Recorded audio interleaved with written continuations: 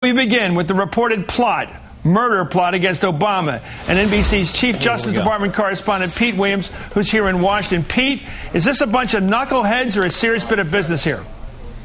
Certainly the answer to the former is yes, in terms of knuckleheads, and I think that the government is trying to investigate how serious it was, and I think the initial feeling here in Washington is not very. These were two young men, ages 20 and 18, both of whom considered themselves to be neo-Nazis. They had swastikas painted on their car and other Nazi symbols.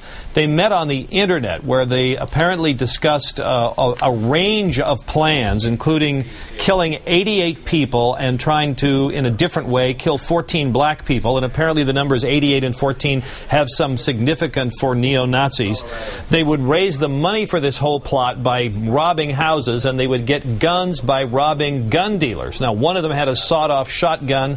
One went to Tennessee, picked him up. They went back to Arkansas, and their plan then starts to get pretty weird. They did try to rob a house. That didn't work.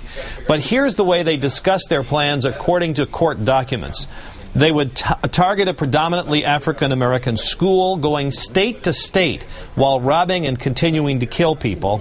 Then they said, using a high-powered rifle, they would get in a car and drive as fast as they could toward Barack Obama while trying to shoot at him from the car windows, all while wearing white tuxedos and top hats. So they did succeed in shooting a window out of a church. But that's apparently as far as it got. They did they did buy a mask in a Walmart in Brownsville, Tennessee.